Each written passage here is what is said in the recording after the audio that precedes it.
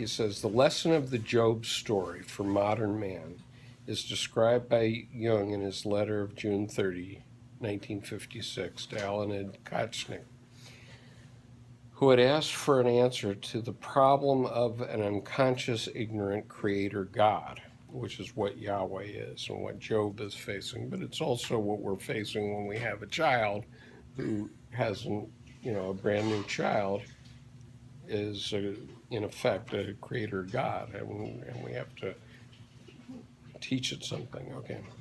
So we've become participants in the divine life, and we have to assume a new responsibility vis-a-vis the continuation of the divine realization, which expresses itself in the task of our individuation.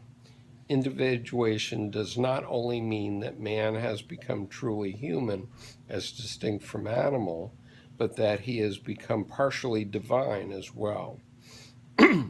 This means practically that he becomes adult, responsible for his existence, knowing that he does not only depend on God, but that God also depends on man. Man's relation to God probably has to undergo a certain important change. Instead of the propitiating praise to an unpredictable king or the child's prayer to a loving father, the responsible living and fulfilling of the divine will in us will be our form of worship of and commerce with God. His goodness means grace and light, and his dark side the terrible temptation of power.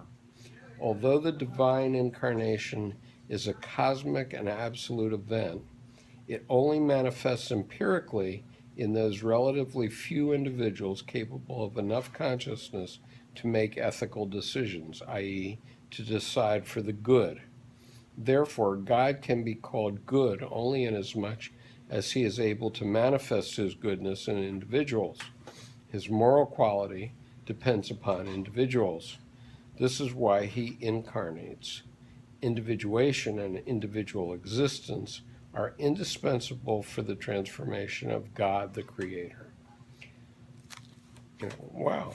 I mean, that's putting a responsibility on us. It's saying, we are manifesting what God intends. And if we do that badly, then there's a bad God. I'm really curious to see if this is partly coming out of the Red Book, because this is a very highly developed idea. Well, it started with the Red Book, there's no doubt, but this was written, but Answer to Job was written 40 years later.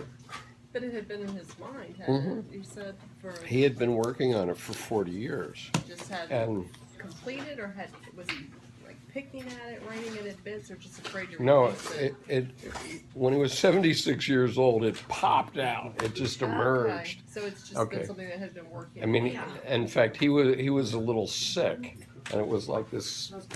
It was like this creative flow, like Nietzsche had. Okay.